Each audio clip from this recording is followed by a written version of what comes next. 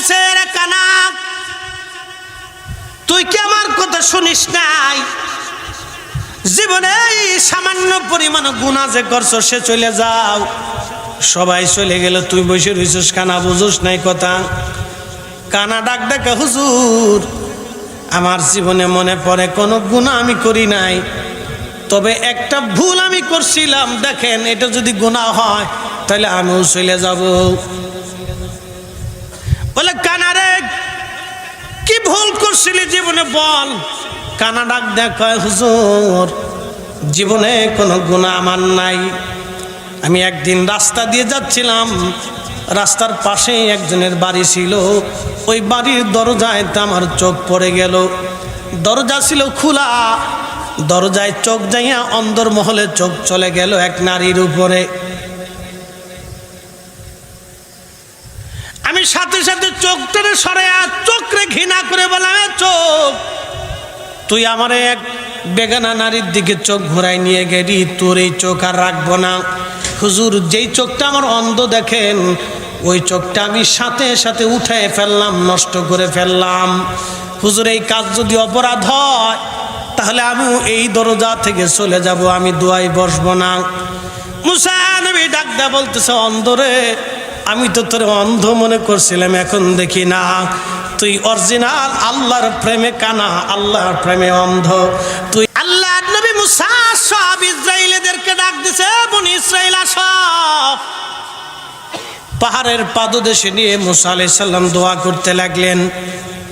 বহু কান্নাকাটি হলো, কিন্তু দোয়া কবুল হয় না। আগের চাইতে আকাশ আরো পরিষ্কার হইয়া সূর্যের আলো আরো তাপ বাড়াই দিয়া প্রচন্ড গরম পড়া শুরু হয়ে গেল। দোয়া তো কবুল হয় নাই, উল্টা আরো আকাশ পরিষ্কার হইয়া সূর্যের তাপ আরো বেড়ে গেল। উম্মতেরা বলে, ও গো পয়গম্বর মুসা নবী রে, দোয়া কবুল হয় না, বৃষ্টি তো নাই, আরো খরা পড়ে গেল। মুসা নবী ডাক দিয়ে বললেন, শোনো, তোমাদের মধ্যে জীবনে কে গুনাহ করো নাই, এই লোক বাদ দিয়ে সব লোক তোমরা সরে চলে যাও। যারা মাসুম তারা ছাড়া সব চলে যাও, কারণ আজকে মাসুমদের ছাড়া কোনো দোয়া কবুল হবে না। একসাথে বলবেন আল্লাহু আকবার। আজকে যদি আল্লাহ কয়, রে বালিয়াকান্দিবাসী শ্রোতা বক্তা যা আছো, মাসুম ছাড়া আজকে সব সরে চলে যাও, একটাও খুঁজে পাওয়া যাবে না। কি কথা কর দেখে। মুসা আলাইহিস সালাম বলতেছে, উম্মতরা জীবনে যে গুনাহ করে নাই সব চলে যাও, এই লোক সারা সব চলে যাও।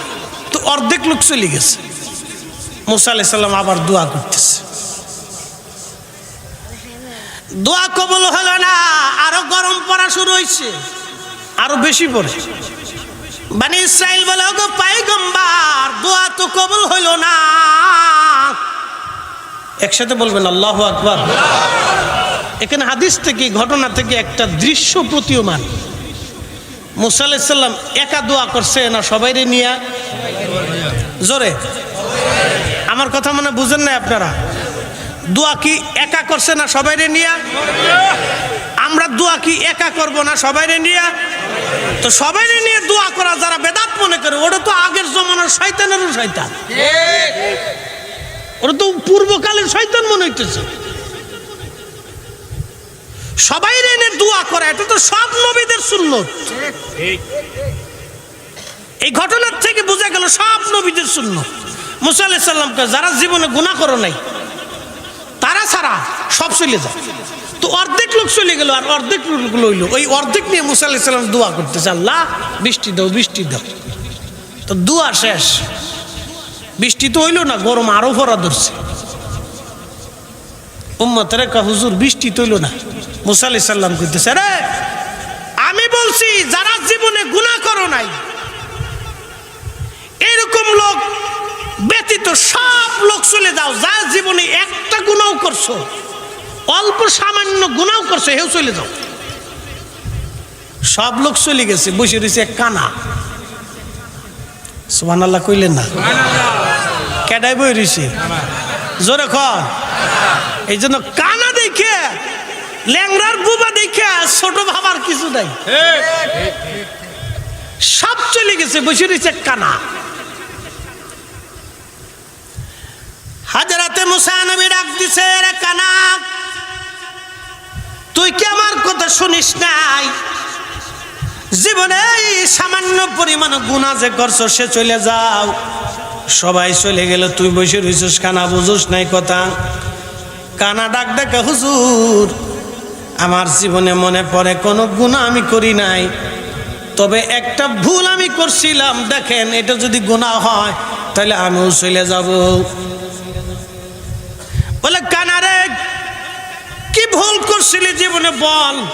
কানা ডাক দেখায়, হুজুর জীবনে কোনো গুনাহ আমার নাই। আমি একদিন রাস্তা দিয়ে যাচ্ছিলাম, রাস্তার পাশে একজনের বাড়ি ছিল, ওই বাড়ির দরজায় আমার চোখ পড়ে গেল। দরজা ছিল খোলা, দরজায় চোখ যাইয়া অন্দরমহলে চোখ চলে গেল এক নারীর উপরে। আমি সাথে সাথে চোখটারে সরাইয়া চোখরে ঘৃণা করে বললাম, চোখ তুই আমারে এক বেগানা নারীর দিকে চোখ ঘোরাই নিয়ে গেলি, তোর এই চোখ আর রাখবো না। হুজুর যেই চোখটা আমার অন্ধ দেখেন, ওই চোখটা আমি সাথে সাথে উঠায় ফেললাম, নষ্ট করে ফেললাম। হুজুর এই কাজ যদি অপরাধ হয় তাহলে আমিও এই দরজা থেকে চলে যাব, আমি দোয়ায় বসবো না। মুসা নবী ডাক দেয়া বলতেছে, অন্ধরে আমি তো তোর অন্ধ মনে করছিলাম, এখন দেখি না তুই অরিজিনাল আল্লাহর প্রেমে কানা, আল্লাহর প্রেমে অন্ধ। তুই আজকে দোয়া করবি, তোর দোয়া আজকে আল্লাহ কবুল করে নেবে। তেলের গাড়ি তেলে চলে,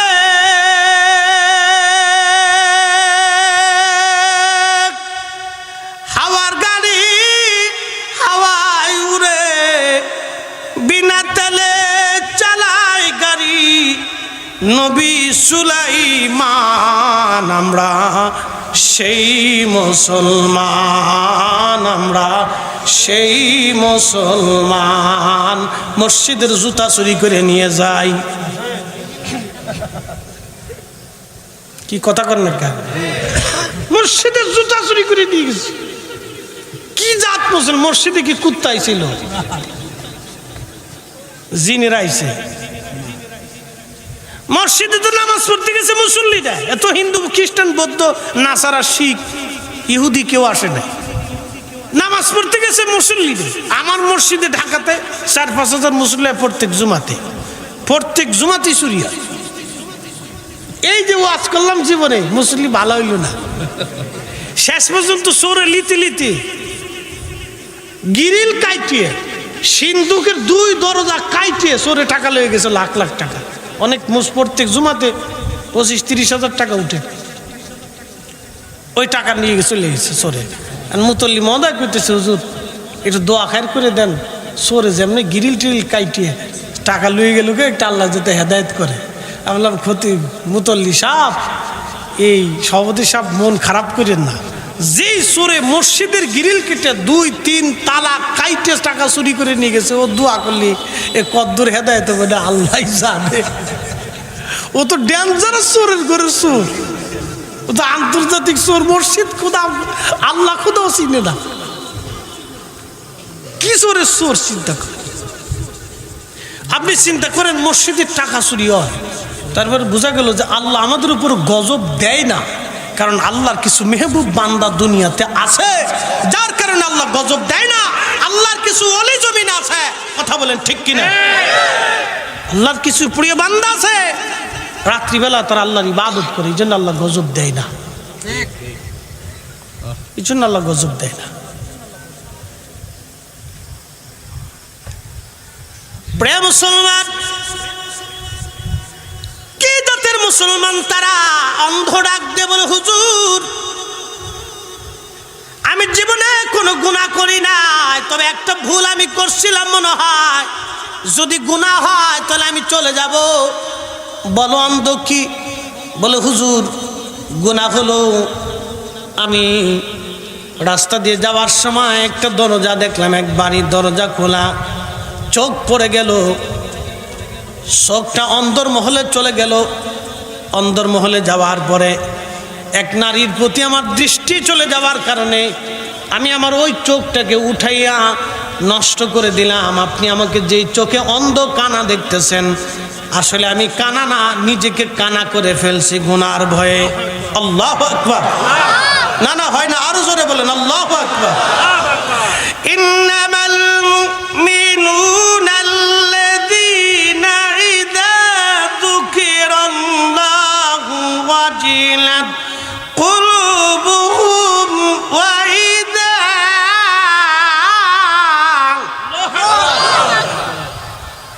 কোরআন কার কালাম? আল্লাহ। মানে চেঞ্জ মেজন আছে নাই। وَإِذَا تُلِيَتْ عَلَيْهِمْ آيَاتُهُ زَادَتْهُمْ إِيمَانًا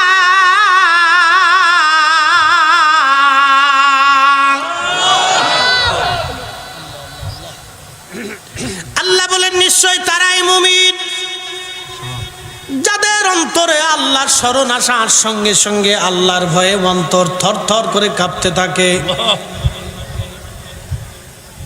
তারাই মুমিন যাদের সামনে কোরআনের আয়াত তেলাওয়াত করার সঙ্গে সঙ্গে তাদের ঈমান গুলি বেড়ে যায়। আল্লাহর কোরআন বলতেছে তারাই মুমিন।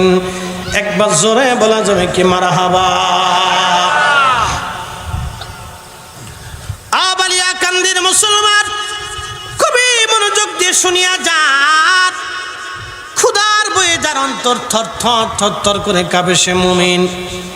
হযরত আবু বকর সিদ্দিক রাদিয়াল্লাহু আনহুর বাড়িতে মেহমান আসছে। মেহমান আসার পরে উনার ঘরের মধ্যে যে প্রদীপ ছিল চেরাগ, এখন তো লাইট সুইচ মুইচ বহুত কিছু হয়েছে, আগে এরকম ছিল না। আগে মাহফিল করা হতো হেজাক লাইট। কি লাইট ছিল? কত বছর আগে ছিল কোন তো? ওই আমু তো করছি, ওই হেজাক লাইটে মাহফিল তো আমরাও করছি। তোরা পাইস না? তোরা ওরা ছোটা ছিল ফার্ম দিয়ে। হ্যাঁ হেজাক লাইট দিয়ে এটা ফার্ম মারতি মারতি মারতি মারতি পরে এটা জ্বলত। একটা লাইট দিয়ে একটা মাহফিল হয়েছে। সারা মাহফিলে একটা লাইট ছিল। আর এত সিস্টেম হলো মাইক টাইক ছিল না। হুজুরকার গলাও এরকম ঢাডান্য গলা ছিল সুঙ্গে দিয়ে। কত সিস্টেমে আল্লাহু আকবার আল্লাহু। তাদের ওয়াজও ছিল রে ভাই, এক ওয়াজেই কাজ হয়ে গেছে। আবু বকর সিদ্দিক ফুরফুরাবি রহমতুল্লাহ আলাইহি সালে সবে এক লোক আইছে, তার ছেলে বুবা। ছেলে বুবা তো ফুরফুরা শরীফ, তো ছেলে তো বুবা। আইসে বলতেছে হুজুর আমার ছেলেটা জন্মগতভাবে বোবা, আমার একটাই ছেলে, একটু দোয়া করে দেন। তো হুজুর তো মাহফিলের কারণে ব্যস্ততা, ইসালে সব মাহফিল, হাজার হাজার লক্ষ লক্ষ মানুষ আসছে, সবার সাথে সময় দিতে হয়। তো ছেলেকে বলছে বাসা হা করো। ছেলে হা করছে, হা করাইছে। কি জন্য পইরা হুজুর? মুজাদ্দিদুল জামান ফু মারছে। ফু দিয়ে কয় বাবা বলো আল্লাহু আকবার। ছেলে চিৎকার মেরে বলছে আল্লাহু আকবার। না আপনারাও কান আল্লাহু আকবার। যে না কবে এটা শয়তান, জোরে কর একসাথে। না না হয় না, আরো জোরে আরো জোরে। ওষুধে কাজ হয়েছে, ডাক্তারে কাজ হয়েছে, আল্লাহর ওলির হুয়ে কাজ হয়ে গেছে। সারা জীবন ইয়া নবী সালাম আলাইকা বলে উনি দাঁড়াইছে। মুজাদ্দিদে জামান ইয়া নবী সালাম আলাইকা বলার পরে বইসা থাকে নাই, দাঁড়াইছে। এই ফুরফুরা রুহানি সন্তানরা মরে যাবেন, জীবন দিবেন, রাসূলুল্লাহর বেইজ্জতি আমরা বরদাস্ত করতে পারবো না। কথা বল ঠিক কিনা?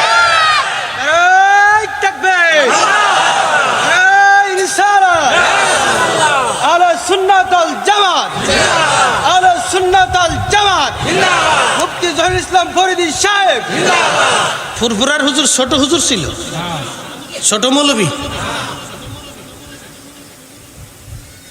বুঝে যাবে। কোরআন বলতেছে আনআমাল্লাহু আলাইহিম, আমি বলিনি আল্লাহ বলতেছে। আনআমাল্লাহু আলাইহিম মিনান নাবিয়্যিন ওয়াস সিদ্দিকিন ওয়াস শুহাদাই ওয়াস সালিহিন। আমি আল্লাহর নিয়ামত চার শ্রেণীর উপরে থাকি। আমি আল্লাহর সন্তুষ্টি, আমি আল্লাহর রাজামন্দি, আমি আল্লাহর খুশি, আমি আল্লাহর রাজি, আমি আল্লাহর গায়েবী মদদ, আমি আল্লাহর গায়েবী খাজানা, আমি আল্লাহর গায়েবী সাহায্য, আমি আল্লাহর গায়েবী মহাব্বত, আমি আল্লাহর গায়েবী সন্তুষ্টি 4 শ্রেণীর উপরে থাকে। 1 নম্বর আনআমাল্লাহু আলাইহিম মিনান নাবিয়্যিন, নবীদের উপরে থাকে, ওয়া সিদ্দিকিন, সিদ্দিকদের উপরে থাকে, ওয়া শুহাদা, শহীদদের উপরে থাকে। যারা আজকে ফিলিস্তিনে হামাস যোদ্ধারা বাতিল আর ওই দাজ্জাল ও কাজ্জাবের প্রথম ফ্রন্টের সৈনিক ইহুদিদের বিরুদ্ধে অল্প সংখ্যক অস্ত্র শস্ত্র নিয়ে আর অল্প সংখ্যক মুজাহিদ নিয়ে যারা আজকে কুফফার ও কাফেরের বিরুদ্ধে, জালিম জুলুমবাজদের বিরুদ্ধে যারা জিহাদ করতেছে, লড়াই করতেছে, ওরাই হলো বর্তমান জমানার এই আসমানের নিচে সর্বশ্রেষ্ঠ মুসলমান। কথা বলেন ঠিক কিনা? ও শুহাদা, এই শহীদদের উপরে আল্লাহর সন্তুষ্টি থাকে। ও সলিহিন, আল্লাহ বলেন আমার ওলিদের উপরে সন্তুষ্টি থাকে। আর একটু জোরে বলবেন সুবহানাল্লাহ। বুবার মুখে ফু দিছে, বুবা ভালো হয়ে গেছে। আমার কাছে লই এন একটা বুবা, সারাদিন ফুয়ামু, সারা রাত ফুয়ামু, ওইটা দি কদ্দুর সুডে কাজ হইতো না। কারণ বাইরে মাল আছে কিন্তু ভিতরে মাল নাই। কথা মনে হয় খারাপ লাগতেছে না? কি বলে? তাহলে একসাথে জোরে বলেন তো আল্লাহু আকবার। ওলিদের পথে আছেন? এক কথা বলেন আছেন? এখন কেউ যদি বলে মুজাদ্দেদে জামান বেদাত করছিল, আমরা ঠিক করতেছি, তাহলে তারে মানা যাবে? বোঝা যাবে এইটাও শয়তানের রূপ ধরিয়েছে। এক কথা বলেন, জোরে বলেন। বুঝতে হবে এটাও শয়তানের রূপ ধরিয়েছে। বালিয়াকান্দির মুসলমান, খুবই মনোযোগের সাথে কথাগুলি শুনে যাবেন। এইগুলি আমাদের বোঝাটা জরুরি। আহা, এগুলি যদি বুঝতে পারতাম আমরা, আমাদের জীবন কামিয়াব হতো, আমরা সাকসেস হতে পারতাম। ওই লোকটা সারা জীবনেও কোনোদিন গুনাহের কাজ করে নাই। হযরত মুসা নবী ডাক দিয়ে বলেন, আল্লাহর বান্দা অন্ধ, বুঝতে পারছি তুমি কোন কারণে অন্ধ হয়েছ। ওগো আল্লাহর বান্দা, সবাই চলে গেছে, একমাত্র তুমি বসে আছো। তুমি এবার দোয়া করো, আল্লাহ তোমার দোয়াই কবুল করবে। ইমাম জাওজি লিখতেছেন, ওই আল্লাহর বান্দা, বনি ইসরাইলের আল্লাহর বান্দা দোয়া করতে লাগলো, আল্লাহ তোমার তো অভাব নাই, আমাদের অভাব আছে, তুমি সর্বশক্তিমান, আমরা দুর্বল। আল্লাহ তুমি যদি না দাও আমরা কার কাছে যাব? তুমি তো কৃপণ না আল্লাহ, তুমি তো অভাবী না, তুমি তো কিপটে না আল্লাহ, তুমি আমরা বৃষ্টি দাও। হযরত মুসা নবী দাঁড়াই রইলেন, ওই বান্দা দোয়া করে, আল্লাহর আকাশে মেঘ জমে গেল, বহুদিনের বৃষ্টি নাই, অজর দ্বারায় বৃষ্টি নামা শুরু হয়ে গেল। চিৎকার মেরে বলেন আল্লাহু আকবার। এত ডাক্তার দেখাই আনার পরে বুবা ভালো হইল না। মুজাদ্দেদে জামান কি যেন পয়রা বাচ্চার মুখের মধ্যে ফু দিয়ে দিল, আর বাচ্চার বুবা জন্মগতভাবে জবান খুলে গেল। এটা আল্লাহর কামালিয়াত না হলে কখনো হাসিল করা যায় না। অবশ্যই আল্লাহ ওনার উপরে খুশি ছিল, রাজি ছিল, বিধায় ওনার দোয়ার সঙ্গে সঙ্গে বাচ্চার জীবনের একবার জন্মগত বুবা আজ তার জবান খুলে গেল। আল্লাহ তার জবান খুলে দিল, তার মানে বোঝা গেল উন্ডা যেই পথ, এই পথই হকের পথ, উন্ডা যেই মত, এই মতই হকের মত, উন্ডা যেই রাস্তা, এই রাস্তাই হকের রাস্তা, উন্ডা যেই রাস্তায় ঘুমাইছে এটাই সত্যিকারের রাস্তা। কথা বলেন ঠিক কিনা? ঠিক। তেলের গাড়ি তেলে চলে, হাওয়ার গাড়ি হাওয়ায় উড়ে, বিনা তেলে চালায় গাড়ি নবী সুলাইমান। আমরা সেই মুসলমান, আমরা সেই মুসলমান। ও বালিয়াকান্দির মুসলমান, খুব মনোযোগ দেন। যেই জমিনের উপর আপনি বসে আছেন, এই জমিনের নিচে আগামীকাল আপনার আমার ঘর হবে। আচ্ছা আপনারা বলেন, এই রাজবাড়িতে কোটি কোটি টাকার মালিক আছে, ওনার জন্য যে 3.5 হাত বরাদ্দ, একজন মিসকিন 100টা কম জমিন তার নামে নাই, তার জন্য 3.5 হাত বরাদ্দ। একই মাটি বরাদ্দ, কোটি কোটি টাকার মালিকের জন্য যে 3.5 হাত জমিন বরাদ্দ, 100 টাক জমিনও নাই, তার জন্য 3.5 হাত বরাদ্দ। একটু বেশিও না কমও না। বাংলাদেশের বড় বড় গ্রুপ ইন্ডাস্ট্রির মালিকরা কবরে চলে গেল। Bashundhara group, Jamuna group, Beximco group, Incepta group, Square group, বিরাট বড় বড় গ্রুপ, হাজার হাজার কোটি টাকার মালিক করোনার সময় মারা গেল। ছেলেটা জানাজার নামাজেও যায় নাই, স্ত্রী তাকে দেখতেও আসে নাই। যদি করোনায় ধরে, যে সন্তান করোনার ভয়ে বাবার জানাজায় যায় নাই, ও সন্তান পালার চাইতে 2-4টা কুত্তা পালা অনেক ভালা। চিরসত্য কথা। এই সন্তান পেলে লাভ নাই। কার জন্য আপনি অন্যের মাথার উপরে বাড়ি মারবেন? কার জন্য অন্যের জমিগুলি কেড়ে নিবেন? কার জন্য আপনি অন্যের হকগুলি নষ্ট করে সন্তানের জন্য জমা করে যাবেন? কার জন্যে অন্যের সম্পদ হরণ করে দিয়ে সন্তানের জন্য জমা করে যাবেন? কবরে আর হাসরে 4 পয়সার সন্তান কাজে লাগবে না। আল্লাহর কোরআন বলতেছি, ইয়া আইয়ুহাল্লাযীনা আমানু লা তুলহিকুম আমওয়ালুকুম ওয়ালা আওলাদুকুম আন যিকরিল্লাহ।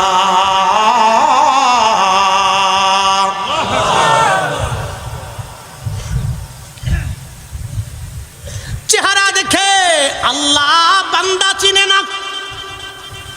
ফরিদি হুজুরের চেহারা সুন্দর, আল্লাহ এটা দেখবে না। ডুমরার পীর সাহেব হুজুরের চেহারা সুন্দর, আল্লাহ দেখবে না।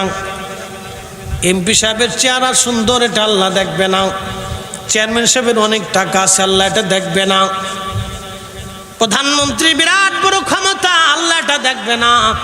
প্রধান সেনাপতির বিরাট বড় পাওয়ার, আল্লাহ এটা দেখবে না। আল্লাহ দেখবে ইন্না আকরামাকুম ইনদাল্লাহি আতকাকুম। কার অন্তরের মধ্যে আল্লাহর ভয় আছে, রাসূলুল্লাহর মুহাব্বত আছে, এছাড়া অন্য কিছুই আল্লাহর দেখবে না। কি কথা বলেন, ঠিক কিনা? কিয়ামতের মাঠে চেহারা দেখে আল্লাহ বিচার করবে না। করবে? যদি চেহারা দেখে বিচার করতো, বেলালের জায়গা আল্লাহর নবীর দরজায় হতো না। যদি সৌন্দর্য আর স্বাস্থ্য দেখে নবী বিচার করত, রাসূলের দরবারে একজন সাহাবী ছিল, বেটে সাহাবী, তার নাম হযরত জুলাইবিব রাদিয়াল্লাহু আনহু। আপনারা জানেন আমাদের দেশে কিছু মানুষ আছে বামন বেঠে, আছে না নাই? বামন বেঠে, এই বেঠে মানুষ আমাদের সমাজে তো দাম কম, তাদেরকে মানুষ খেল তামাশা খেলাধুলা করে, তাদেরকে নিয়ে আনন্দ ফুর্তি করে, মজা দেয় এই সমস্ত বেঠে মানুষ নিয়ে। জুলাইবিব ছিলেন এইরকম একজন বেঠে, ছোটকালে হারিয়ে গিয়েছিলেন তিনি। ছোট বামন বেঠে দিয়ে তার বাবা মার কোনোদিন তাকে খুঁজে নাই। কোথায় তার পরিচয়, কোন বংশ, কোন এলাকায় তার বাড়ি, সে নিজেও আর কোনোদিন বলতে পারে নাই। হযরত জুলাইবিব এসে বলেন রাসূলুল্লাহর দরবারে। ধীরে ধীরে বড় হতে লাগলেন নবীর বাড়ি। যা আসে খায়, না আসে না খেয়ে থাকতো। রাসূলের দরবারে আপনারা যদি কোনোদিন মদিনাতে যান, রওজা শরীফের একবারে আমাদের কেবলা অনুযায়ী পূর্ব পাশে, রওজা শরীফের সামনে রওজা একবারে পূর্ব পাশে, অর্থাৎ এই পুরা প্যান্ডেলটাই ধরেন রওজা মোবারকের সীমানা, তার এই পূর্ব পাশে এরকম স্টেজের মতো ছোট করে টিভি করা আছে, টিলা করা আছে, ঘিরে রাখা আছে। এই জায়গায় আহলে সুফফা সাহাবীরা ঘুমাইতেন। এইখানে একটা গাছ ছিল, যদিও এখন সে গাছ নাই। এই গাছের নিচে তাদের বাড়ি ঘর ছিল। রসুলের বাড়ি কোনো কিছু আসলে তারা খাইতেন, না আসলে তারা না খেয়ে থাকতেন। এমন একজন সাহাবীর নাম ছিল জুলাইবিব। ধীরে ধীরে ধীরে ধীরে জুলাইবিব যৌবনে পদার্পণ করলেন। 1 নম্বর পরিচয় সে ছিল নিগ্র, কালো। 2 নম্বর পরিচয় সে ছিল বামন বেঠে। 3 নম্বর পরিচয় ছিল সে একবারে দরিদ্র, অভাবী, কিছুই তার ছিল না। 4 নম্বর পরিচয়, তার বংশের কোনো পরিচয় ছিল না। আরবের মানুষ বংশ ছাড়া মেয়ে বিয়ে দেয় না,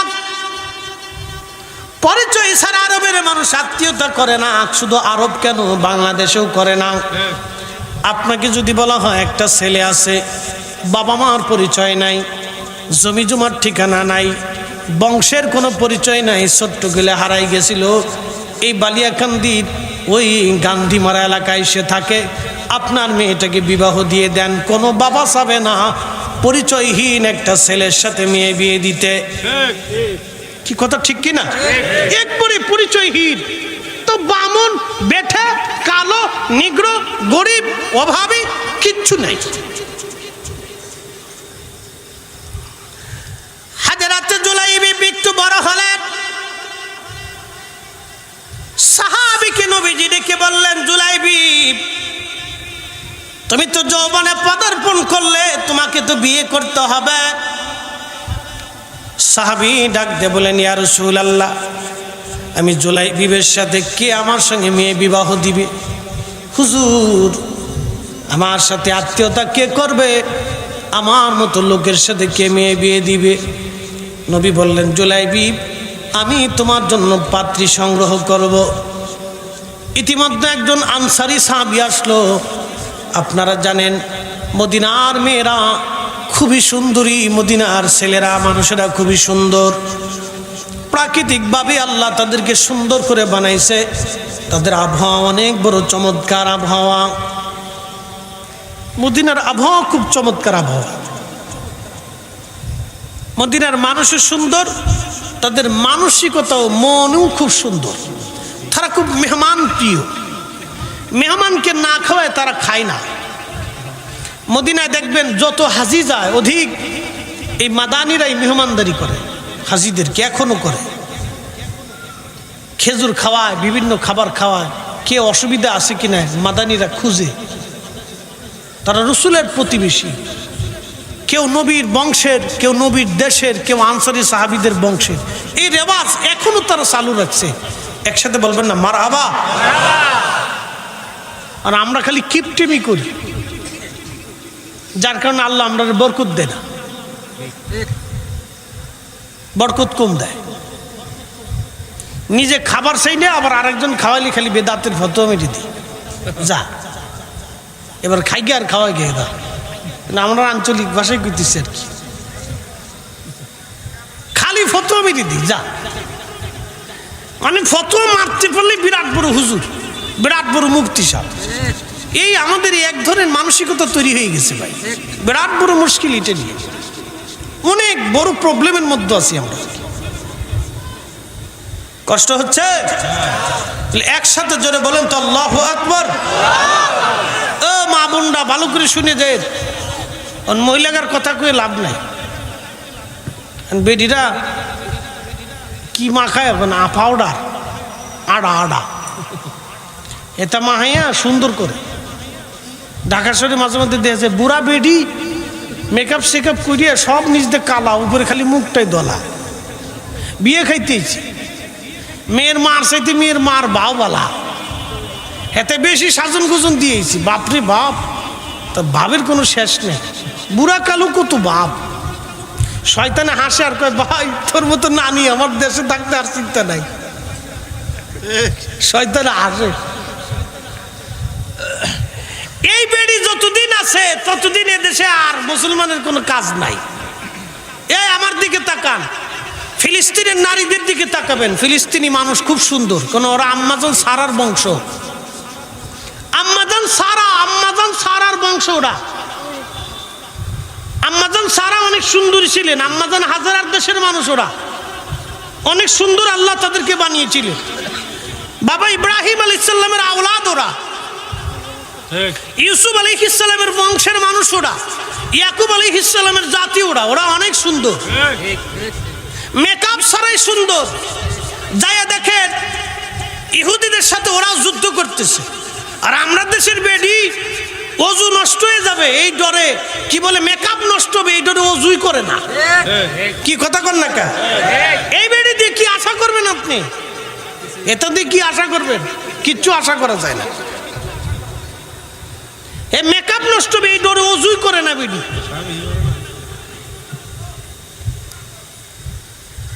মনোযোগ দিয়ে শুনিয়া যান বালিয়াকান্দের মুসলমান।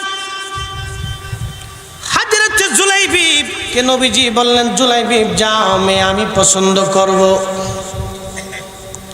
জুলাইবিবকে নবীজি বলে দেওয়ার পরে সাহাবীরা চলে গেলেন। একজন সাহাবী আসছে রাসূলের দরবারে।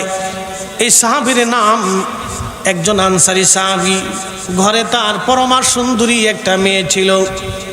নবীজি বললেন, সাহাবী তোমার মেয়েটাকে কি তুমি বিবাহ দেবা? সাহাবী বলেন, হ্যাঁ ইয়া রাসূলুল্লাহ, আমার মেয়েটাকে আমি বিবাহ দিতে চাই। তখন সাহাবী বললেন, হুজুর আপনি আমার মেয়ে বিবাহ করতে চান, এটা আমার জীবনের পরম সৌভাগ্য, নবীর সাথে আমার আত্মীয়তা হবে। আল্লাহ নবী বলে, সাহাবী রে আমি বিয়ে করতে চাই না, আমার সাহাবী জুলাইবিবের সঙ্গে আমি বিবাহ দিতে চাই। সাহাবী ডেকে বলে, হুজুর ছেলেটা একবারে বামন বেঠে, গরিব দরিদ্র, আর বিরাট বড় অভাবী, বংশ পরিচয়হীন, এমন একটা ছেলের সঙ্গে আপনি আমার মেয়ের বিবাহের পয়গাম দিয়েছেন। ইয়া রাসূলুল্লাহ, আমার ঘরে স্ত্রী আছে, মেয়ের মা আছে, মায়ের সাথে পরামর্শ ছাড়া কোনো সিদ্ধান্ত আমি দেব না। আল্লাহ নবী বললেন, ঠিক আছে যাও, পরামর্শ করে আমাকে জানাইও। কিন্তু নবীজির মন বেজার হয়ে গেল, কারণ রাসূল সিদ্ধান্ত দিয়েছেন, এই সিদ্ধান্ত একজন সাহাবী উপেক্ষা করবে আল্লাহ নবী চিন্তাও করেন নাই। রাসূল সিদ্ধান্ত দিয়েছে, সাহাবী ডাইভার্ট করতেছে সিদ্ধান্তটাকে, যে ওই বামুন ছেলের সাথে আমি মেয়ে কিভাবে দিব, আমার স্ত্রীর সাথে পরামর্শ করে চলে গেছে বাড়ি। বিবি রে শুনছো? বলেন। আমার মেয়ের বিবাহের পয়গাম নবী দিছে। মহিলাও বিরাট বড় খুশি। বলেন কি স্বামী আমার, রাসূল আমার মেয়ে বিবাহ করবে, এর চাইতে পরম সৌভাগ্য আমার জীবনে কি আছে? পুরুষ বলতেছে, বিবি রে মেয়েটাকে রাসূল বিয়ে করবে না, সাহাবী জুলাইবিবের জন্য নবী প্রস্তাব দিয়েছে। মহিলা চিৎকার মেরে বলল, আল্লাহর কসম করে বলি, ওই বামনার বেঠে অভাবী মিসকিন জুলাইবিবের সঙ্গে আমি মেয়ের বিবাহ দেব না। আল্লাহ নবী ঠিক এমন সময় নবীজি মসজিদে নববীতে ওই দুই পুরুষ আর মহিলা দুইজনে ঘরের ভিতরে কথা বলতেছিল। মেয়েটা ঘরের পাশেই তার নিজের রুমের মধ্যে ছিল। মেয়েটা ডেকে বলে, আব্বা জান, আম্মা জান, আপনারা কি নিয়ে কথা বলতেছেন গো? বলতেছে, মা রে তোমার বিবাহের পয়গাম মদিনার নবীজি দিয়েছেন, আল্লাহর নবী তোমার বিয়ের পয়গাম দিয়েছেন, রাসূল তোমার জন্য স্বামী পছন্দ করেছেন। এই স্বামীর নাম জুলাইবিব নামে একজন বেঠে বামন সাহাবী, খুবই অভাবী, নিগ্র, কালো আর বেঠে, আর বংশ পরিচয়হীন এমন ছেলের সঙ্গে মারে তোমার জন্য আমি কিভাবে তার বিবাহের পছন্দ করতে পারি? ওই ছেলের ব্যাপারে আমি কিভাবে রাজি হতে পারি? মেয়েটা বাবার মাকে একটা ধমক দিয়ে বলতেছে, মা, হে বাবা, কি করে সাহস হয়? রহমতের নবী আমার জন্য স্বামী পছন্দ করেছে, আর আপনি জি আমার নবীর পছন্দের বিরুদ্ধে আপনি সিদ্ধান্ত দিলেন। মা এবং বাবা, সাহস কি করে হয়? আমার শত জনমের ভাগ্য, আল্লাহ নবী আমার জন্য স্বামী পছন্দ করেছে। তাড়াতাড়ি চলে যান, আপনি নবীর দরবারে যায় বলেন, ইয়া রাসূলুল্লাহ, আমি নিজে আমার রাসূলের প্রস্তাবে রাজি হয়ে গেলাম। আপনি তাড়াতাড়ি যায় বলেন আপনারা রাজি হন বা না হন, মেয়ে হিসেবে আমি নিজে রাজি হয়ে গেলাম। একবার জোরে বলা যাবে কি আল্লাহু আকবার? মেয়েটা বলতেছে সাহস কি, রাসূল আমার জন্য স্বামী পছন্দ করেছে আর আপনি না করে দিলেন। আল্লাহর নবীর কাছে যায় বলেন আমি প্রস্তাবে রাজি, আপনারা রাজি হন বা না হন। একসাথে বলবেন না মারহাবা? আরো জোরে, আরো জোরে। এ মেয়ে আমার দেশে কবে জন্ম নিবে বলেন তো? তো মেকআপ করি সাথে নামাজই তো পড়ে। আমার দেশের মেয়েদেরকে একটু খুঁজে নিয়ে দেখেন, পরিসংখ্যান করে দেখেন কয়টা মেয়ে 5 ওয়াক্ত নামাজ পড়ে, বাস হয়ে গেল। কয়টা ছেলে 5 ওয়াক্ত নামাজ পড়ে দেখেন তো। এই আপনাদের এলাকায় যে কাউন্নাইয়ের মধ্যপাড়া, এই এলাকার ভিতরে এই মধ্যপাড়া, উত্তরপাড়া, দক্ষিণ পাড়া, পূর্ব পাড়া, পশ্চিম পাড়া, কয়টা ছেলে ঠিক মতো নামাজ পড়ে বলেন তো? তো মুসলমান, নাম আব্দুল্লাহ, আব্দুল করিম, আব্দুর রহিম, যার জিজ্ঞেস করেন কয়টা?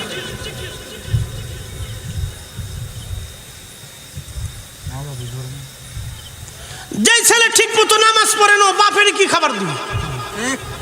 বুড়ো হয়ে গেলে গে বাপের কে বুড়ো হয়ে গেছে মরো না, 2-3টে ধমক দেবো, সে কি দিবি বাপের বলেন তো? ও মারে গালি গালাজ করে, বাপের গাইলে বকাবাজি করে। আরে যেই ছেলে বাপরে বকাবাজি করে, যেই ছেলে মাকে গালি দেয়, ও তো শুয়োরের চাইতে নিকৃষ্ট। কথা বলেন নাকি? জোরে বলেন, শুয়োর চাইতে ভালো।